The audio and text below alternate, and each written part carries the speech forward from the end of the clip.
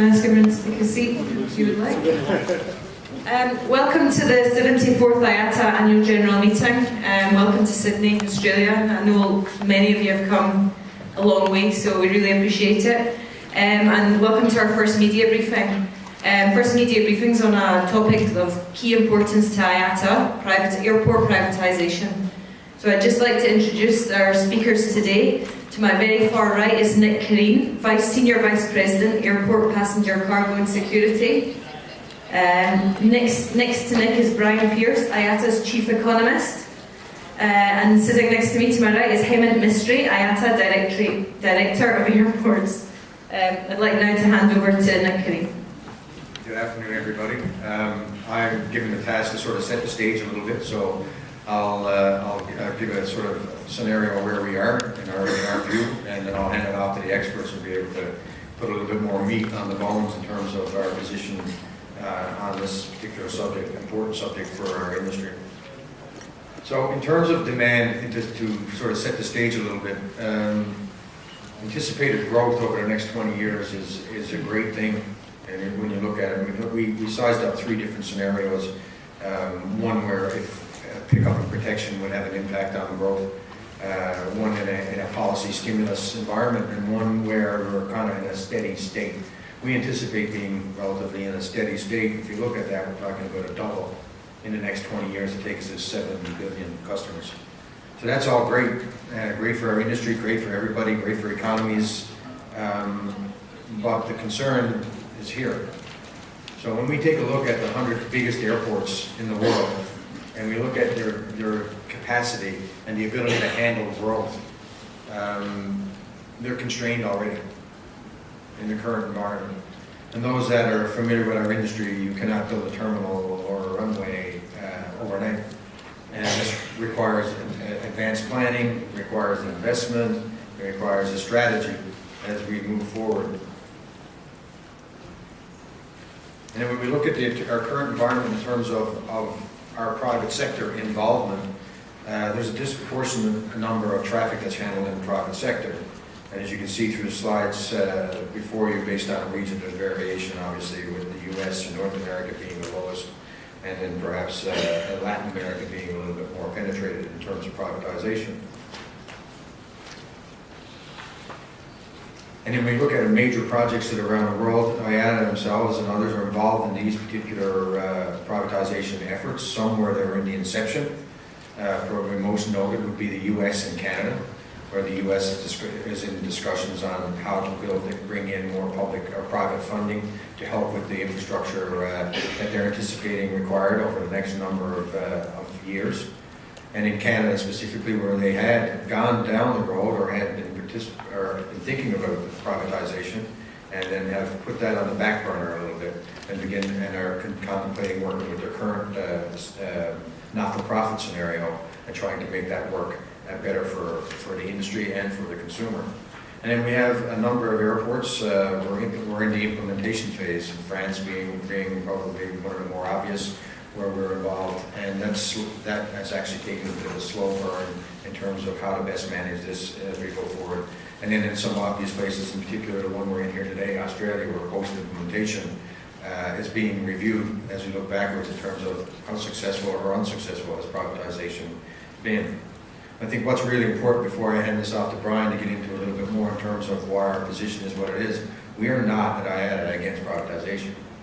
What we are in favor of is a better approach to it, better strategy, better communication, better consultation, looking at alternatives, and also looking at regulation, because that's where we believe the shortfall and shortcomings are, and the two gentlemen to my left will explain that much more adequately than I can. So I'll hand it over to Brian.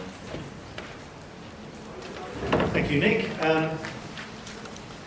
I guess, yeah, let me pick up where Nick left off, and that is that you're probably thinking it's rather odd, isn't it, that IATA is questioning privatisation, because after all, I guess for the last 30 or 40 years, governments in most countries have been moving businesses out of government into the private sector.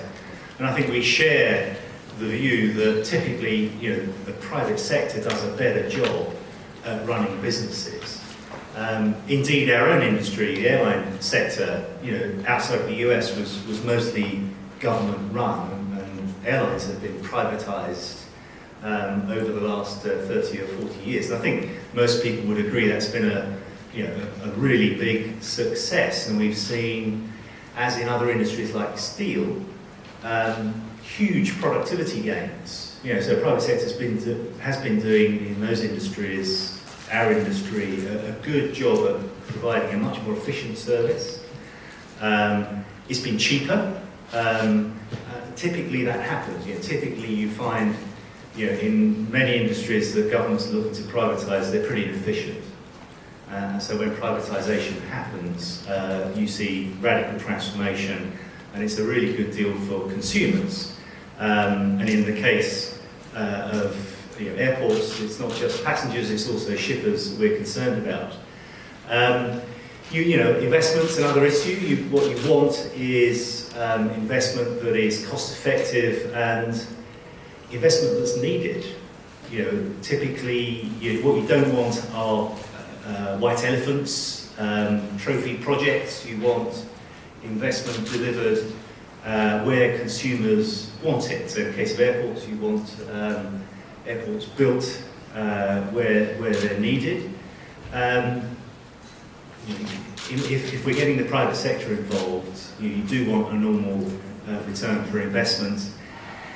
And for most industries, and also airports in particular, there's a local community and a wider economic benefit aspect as well. So these are the objectives, and you'd think that, as in most other industries that have been privatised, there's a prize out there in the airport sector of much better productivity and lower prices and basically a much better service for consumers. Now, I think the surprising thing that our members have been telling us for quite a long time, and that we've found after digging into the numbers, is that it doesn't actually seem to be the case in the airport sector. So we had McKinsey do some work for us to provide us with a database of airport performance covering almost 90 airports, covering the majority of the industry, the bigger ones, but covering the majority of the industry. And what we found is that rather than private airports being cheaper, which is what typically you'd expect after private sector involvement, they're more expensive. And you can see here that the government ones here are both airports run by ministries, but also run by corporations as well, so the sort of thing, the Changies of this world. The bar in the middle shows minority-owned airports, sort of Charles de Gaulle type situations, and on the bar on the far right are the fully privatised airports like Sydney, for example.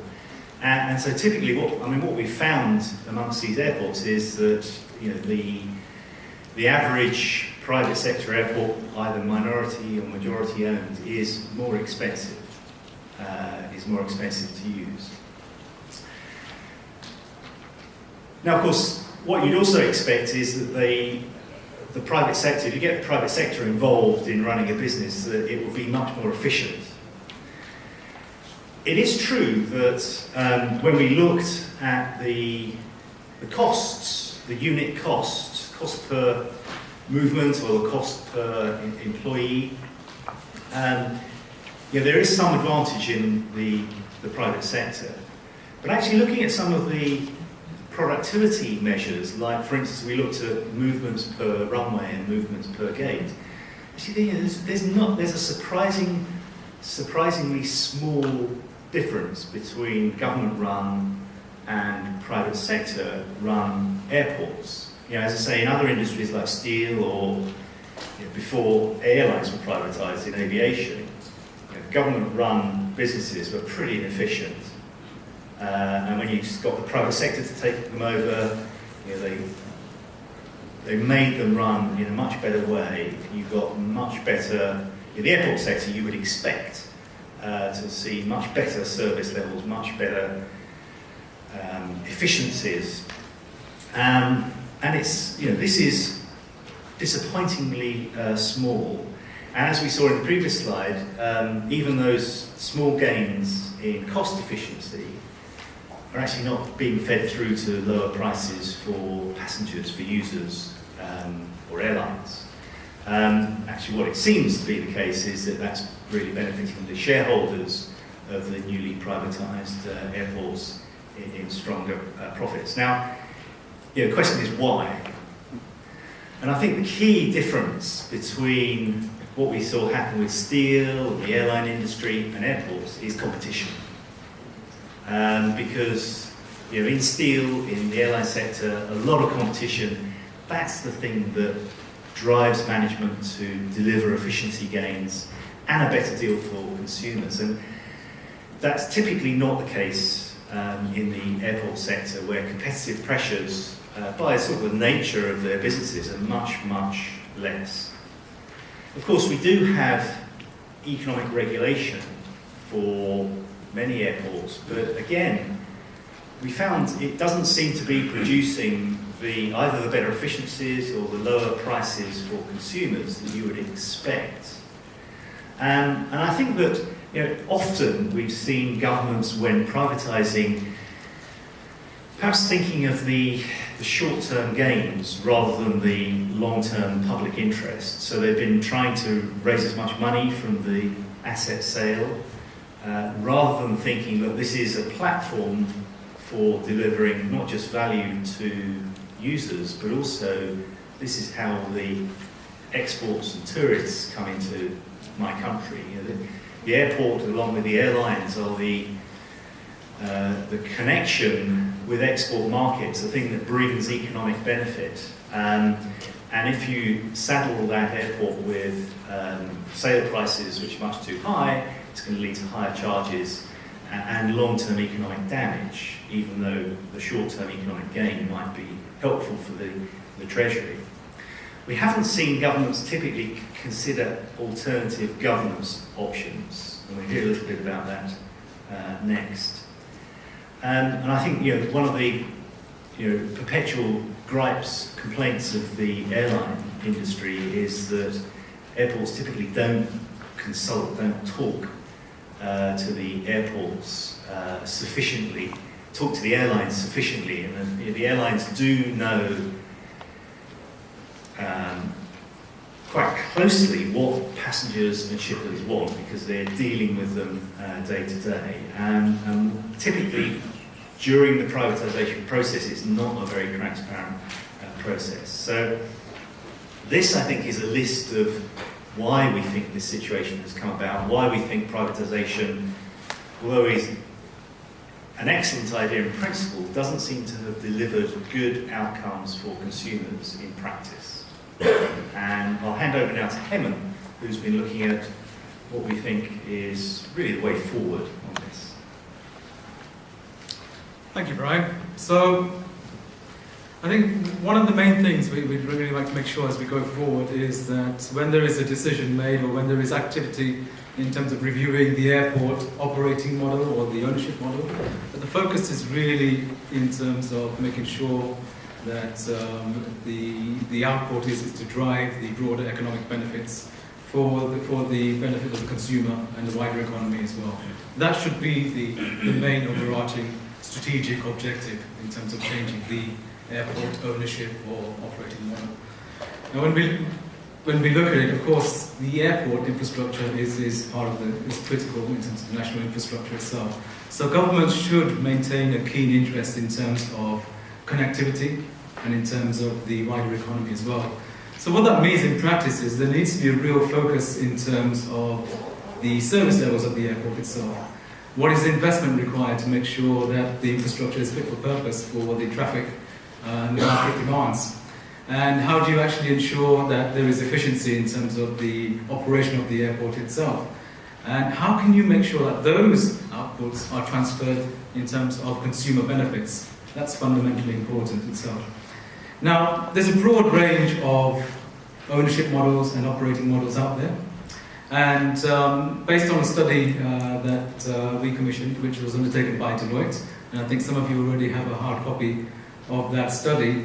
What we found was that one of the conclusions is that airport corporatization, when combined with various supplemental operating models, can provide the same sort of benefits as envisaged through privatization without the government actually having to sell the strategic assets of the airport, or to lose strategic focus through, for example, a long-term concession contract.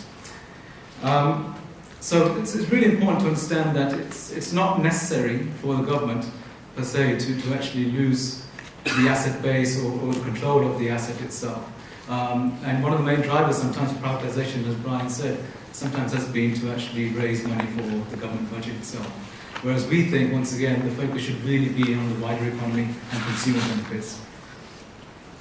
And actually, when you look at this slide here, what you can see, and this is the output from the Skytrax survey, and you see the top 6 airports, and well, 5 of those are public, and the 6th one identified there in blue, that does have a private operation, but for the terminals only. So it's interesting. So when we look at performance of airports, you just have to look at the output from the surveys here, the independent surveys, for example, through Skytrax, and you see which are the best performing airports and under which ownership and operating models they are actually performing. And as I said, there are a broad range of ownership and operating models. And one of the things we do want to make sure is that governments have access to these alternatives, and so they can make the right decisions based on what their objectives are.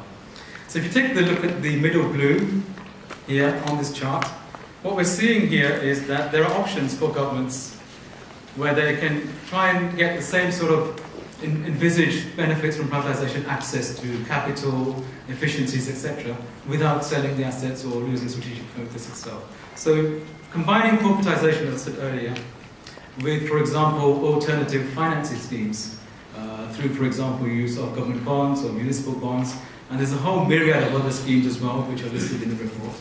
And there's also new models as well in terms of alternative value release models, etc., which more and more airports are using, which provide access to new financing. And if an airport needs to have improvement in terms of performance and service levels, there's also the possibility, of course, and you'll be familiar with this in terms of bringing in service contracts or management contracts. So you can bring in private sector expertise, etc., to support the improvement of the airport itself, but you can still have the government still maintaining the strategic focus as well. And if you look at the bottom of this chart here, you can see, linking that with the previous chart, with the Skytrax output, you can see how some of those airports there have been using this model itself for that successful output. You can see the Singapores, the Incheons, Hong Kong, and Munich, etc. Now, where a government does see the need to privatize, and as Nick said, we're not against privatization, what we do see as being fundamentally important is that the right process is followed when undertaking that privatization itself. So, and we've taken a good look at what the developments have been across the world and where there might have been some sort of shortfall, etc., in terms of process. And so what the booklet then defines also is what are the best practices in undertaking that privatization transaction itself. First and foremost, if there is really a need to privatize, what we do hope is that the government is able to consult with the stakeholders that are going to be using that airport, again, to make sure that the focus is going to be on broader economic benefits and consumer benefits. And of course, we as airlines and the primary user and also the funder of the airport service would want to be on that table to provide input itself. And we also want to make sure that the transaction process itself is competitive and transparent, and also that it's not a question of just selecting the highest bid, because you want to make sure that whatever the selected model is and the output in terms of the bidder is, it's going to provide the best outputs for the consumers and the economy. We've seen quite a few failures in terms of concession contracts, and in cases, there may be a situation where those concession contracts have been influenced by bidders. So again, we need to make sure that there is clarity as to what needs to be in a concession contract, so that that output is sustainable as well, in terms of how the airport is run in the future itself. Bringing together, once again, the need for stakeholder consultation at the right time, I think is fundamental. But the other aspect, which is really fundamental, is trying to make sure you have the right economic oversight and regulatory framework in place. And there's been too many cases we've seen, again, looking across the world, where the regulatory framework does not match the market power of the airport itself. And so that's raised quite a few concerns, and we've had lots of issues where the airport has been able to exercise its market power to the detriment of the airlines and the passengers, etc. So let's have a look at the aspect of regulation and economic oversight. So what we're saying here is that there needs to be a real understanding in terms of the market power of the airport itself. And if you combine that with the actual ownership model itself, you get a proxy for what needs to be done in terms of protecting the consumers in the end. Now, theoretically, you wouldn't expect there to be a different regulatory model or economic oversight model when you have a change in ownership itself. The important point that we found as a result of this study is that the issue is that once you have a privatized operator, a privatized airport, then there is a greater risk of market abuse, because the focus is going to be on the shareholder benefits as opposed to on the consumer and the wider economy itself. So we have to make sure that we have the right regulatory framework in place, and to make sure that this is actually put in place to have the long-term benefits which I've described earlier. And so once again, there's quite some detail which the consultants have gone into through some good research to find the right solutions. And we have looked at where there have been issues from previous regulatory frameworks. So even where there has been a relatively, we would expect a relatively good framework in place, there have been issues where an airport has found ways to circumvent that framework itself. So the study then actually finds solutions for those cases as well. So this is really an overarching group of recommendations which we would like to provide to governments, best practice, to provide some alignment in terms of the options which are available, and also in terms of how to take a privatization transaction and to ensure those safeguards are there for the consumers. Very simple in terms of summarizing what this is all about. Please make sure that the market, there's a market assessment in terms of market power of the airport itself. Please consult with the stakeholders, including the airlines and consumer groups, in terms of the strategic objectives, and then define an ownership and operating model based on that consultation, and find the model that best fits the objectives in terms of the government itself. And while that ownership model is being reviewed, and the operating model, find the right regulatory framework that provides the best protection for the consumers in the long term. So it sounds very simple, and I'll try to simplify it, but this is actually the simple steps we want governments to take with the guidelines we've got. Thank you. Thank you, gentlemen. I'd now like to open the floor to any questions. Marissa first, and then Seth at the back, and then Marissa, there's a mic. Yes, hi. It's a two-part question. The first part has to do with, Brian, you liken this to steel costs and airline costs, but really it's a real estate cost situation. So in that sense, valuation it's performing as the market might expect, because you have limited cities that are rising. Correct? It's the demand of the location. I think that gives that often leads to the market power, because you can't get competitors coming in, and people want to fly from a certain place. Right. But I think there's no reason. I mean, airports, as well as having their facilities to manage, also have a workforce to manage. I mean, steel plants are big, capital-intensive locations as well. There are ways of becoming more efficient. Okay, the reason that I ask it though is when you look at projects like privatizing the U.S. Airport, structure. Yeah. If you look at the people who might be behind that decision making, they might look at it as a real estate transaction. Sure. And they might say, well, you know, if you want to be located in JFK is prime real estate. Yep. So you have to expect to pay more. I'm not saying that that's, you know, but how are you ready for that? Do you see that as a risk?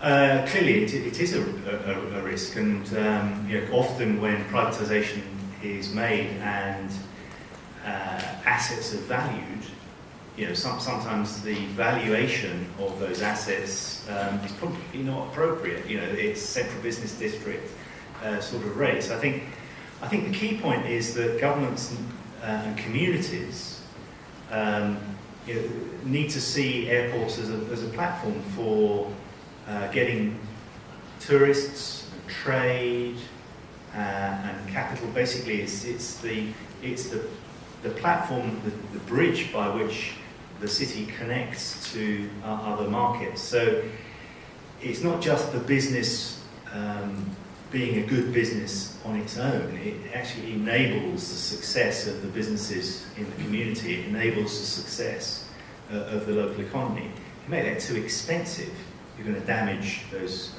economic benefits as well as making it more expensive for users. You know, in most normal markets, competition will discipline that tendency. And I think that's the core problem, really. You know, it's very difficult to get sufficient competitive forces into the airport sector.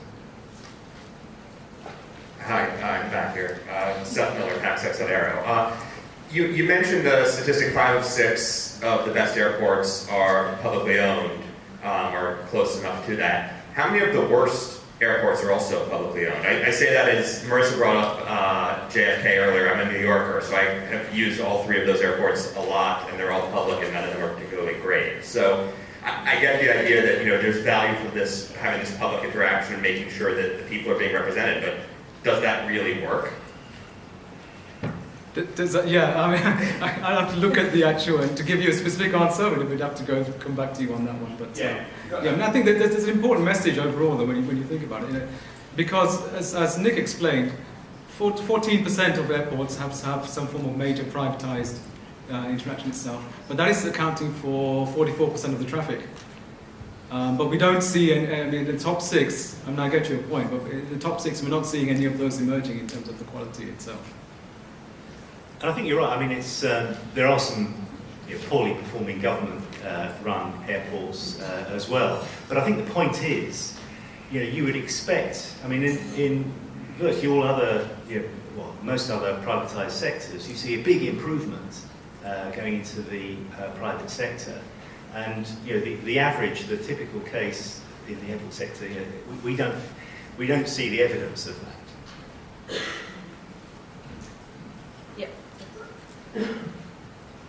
Yeah, my question is to Brian. You have the explanations you've given and the problems and all the negative aspects of privatization you're pointing out. And I think we see everything, all these factors affecting the development of airports in India. And now we have so many airports, new airports coming up, particularly in the Tier 2 cities, which are being blindly handed over to private sector. And what will be your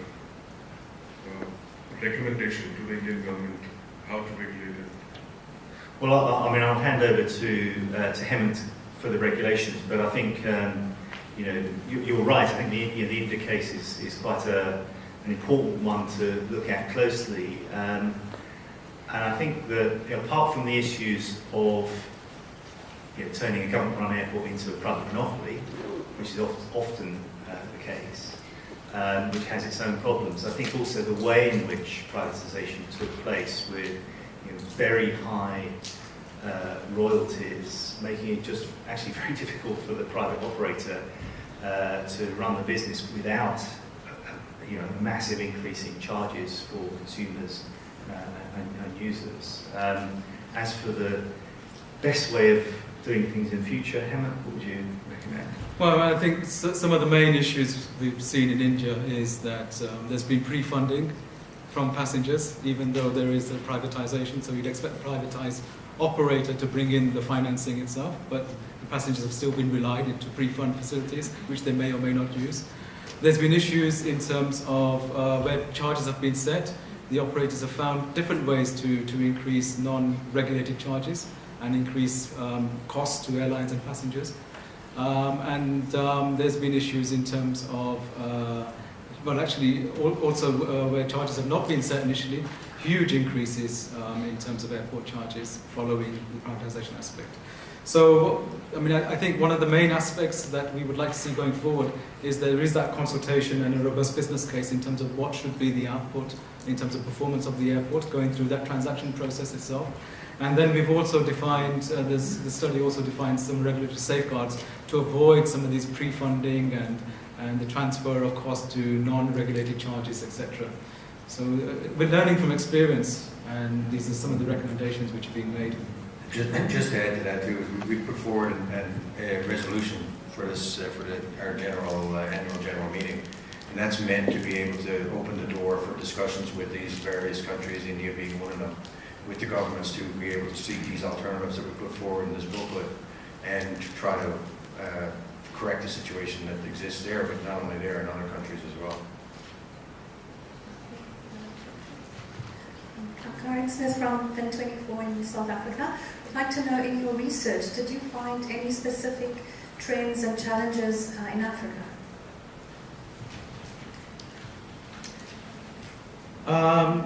In terms of Africa, what we're seeing is there's a lack of transparency in terms of the tender process itself. And often we're finding, in fact, nearly in all cases, we're finding that a lot of this work is done behind the scenes. There is zero consultation with industry. And so we're only finding out about transactions when it's too late. So this is why this whole overall situation needs to be turned around, and we need to bring it back in process.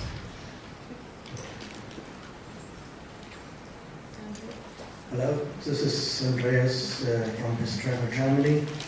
To you, Hemant, and to you, Brian. Politicians, as you said, are very resistant in accepting advice from the industry. So Geneva is not so far from Brussels. How is your experience in advising, say, the institutions at the EU Commission? Have you got any chance to put in your experience, your advice, or have you been approached in the past? Do you see any movements in that direction? I think it's a really good question. A related topic which is ongoing right now in Europe is the Airport Charges Directive review, for example. And I think it's also a good opportunity for us to broaden the discussion and try to make sure that there is good visibility in terms of best practice and what needs to be done when going through a change in ownership and operating models. But the interaction is there.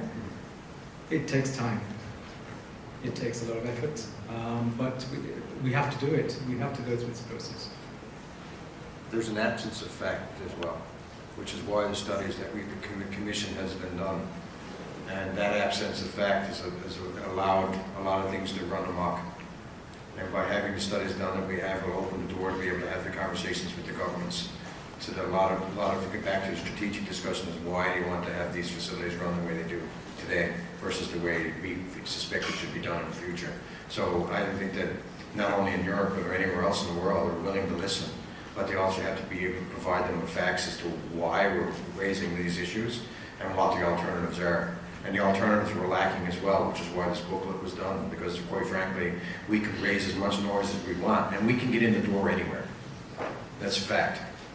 But we get in the door, what the governments are going to ask you quickly is, what next?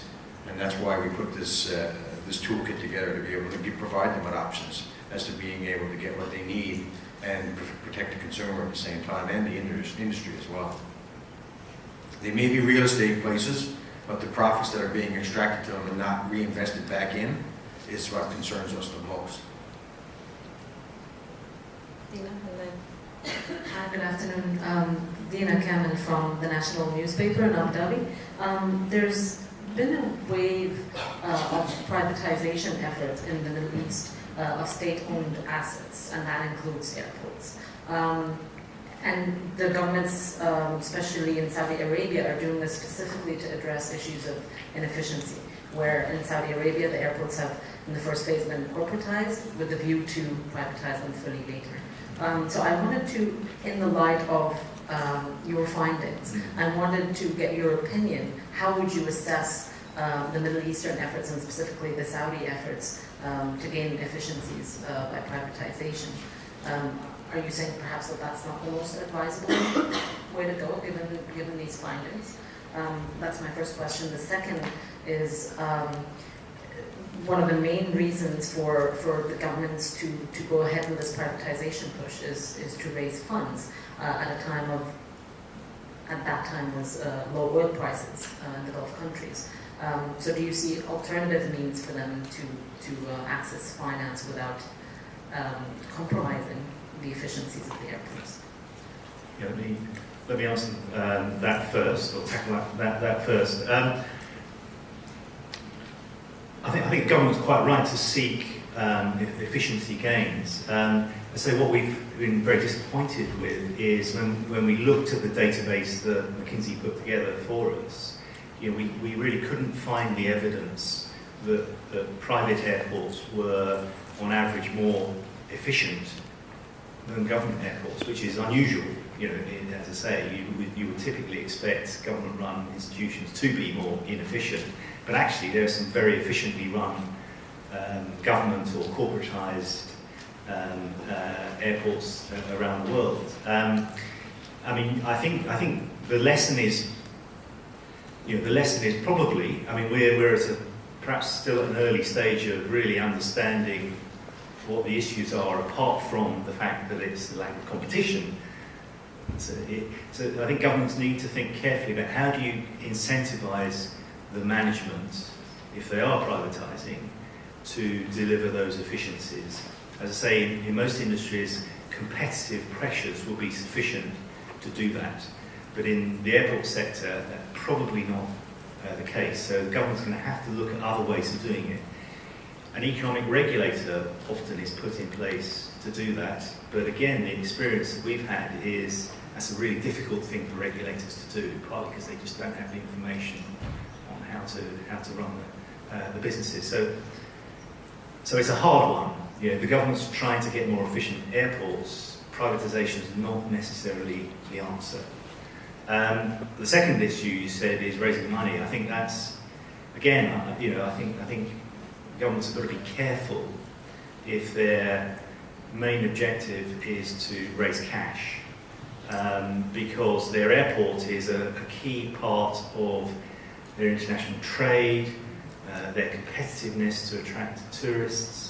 So they really don't want to make that asset too expensive and damage the longer-term economic benefits that come from it.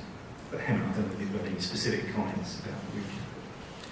No, I think just going back to your first point, Brian, in terms of efficiencies, undertaking a privatisation action is not going to produce the efficiencies by itself. So there needs to be that supplemental action in terms of regulatory oversight, economic oversight, some form of regulatory framework. But also I do think that there needs to be the right, as we coined it, a business case development. So there needs to be some investigation as to what performance improvement possibility is of the airport itself. And then that sets the strategic direction as to what needs to be done itself. Without that strategic direction, it's not going to come by itself in terms of efficiencies. That's what's missing.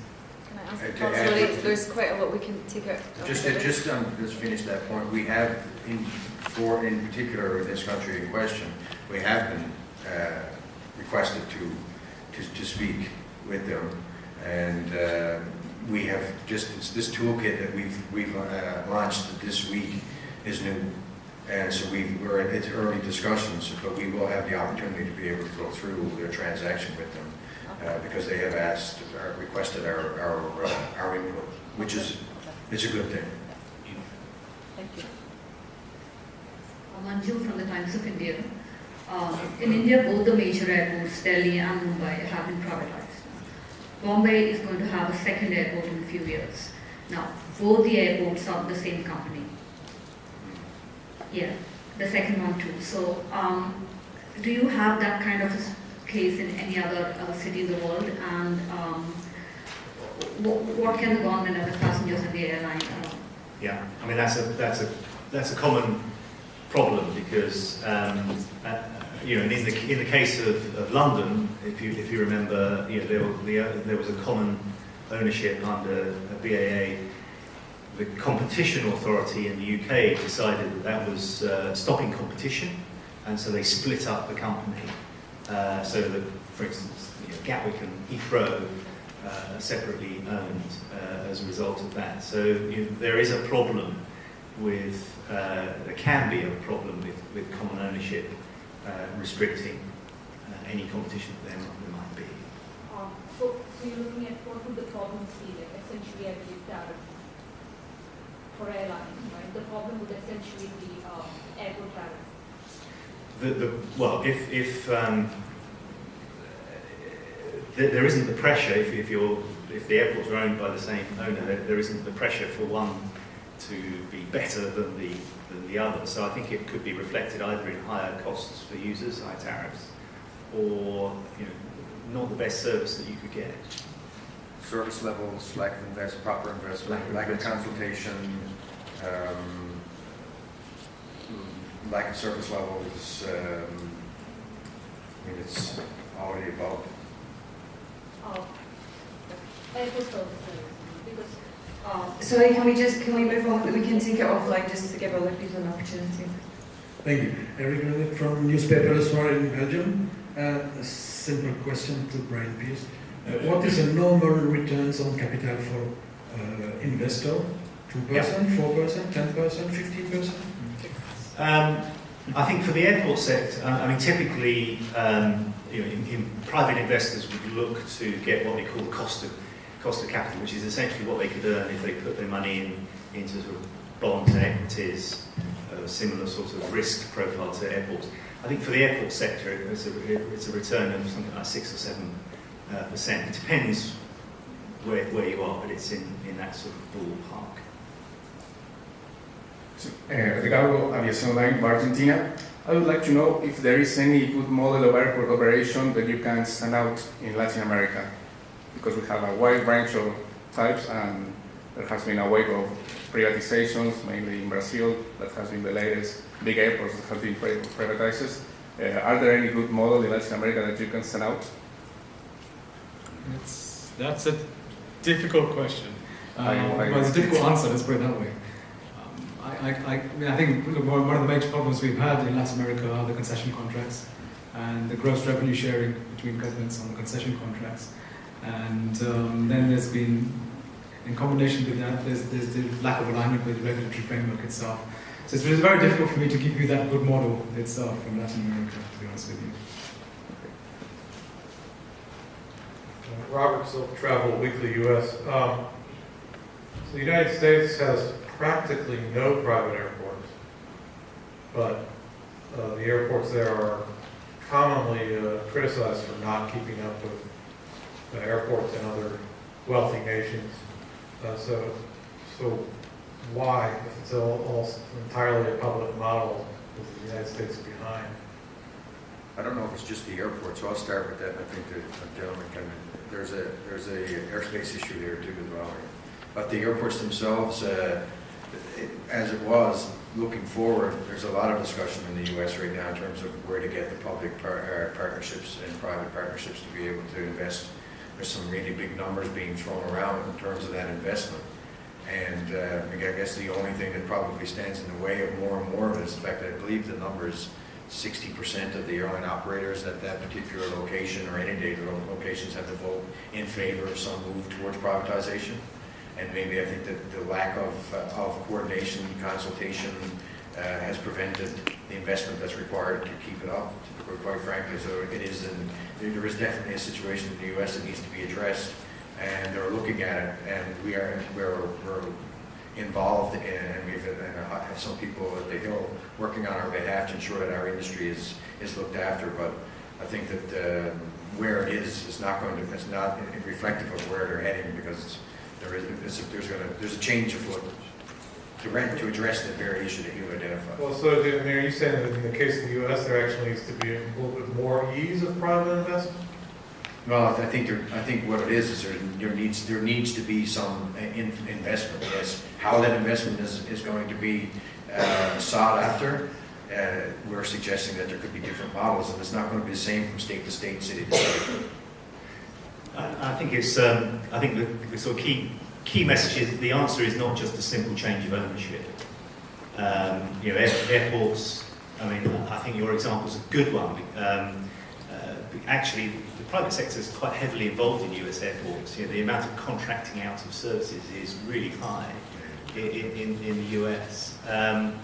Actually, one of the few airports that has gone through the privatization program, Puerto Rico, San Juan, is actually a pretty good outcome. I mean, but perhaps for special cases. So, I think airports are quite complex businesses to run. But I think what we've found is that there's no simple answer of throwing these things into the private sector and you'll get a better performance, which has happened in other sectors.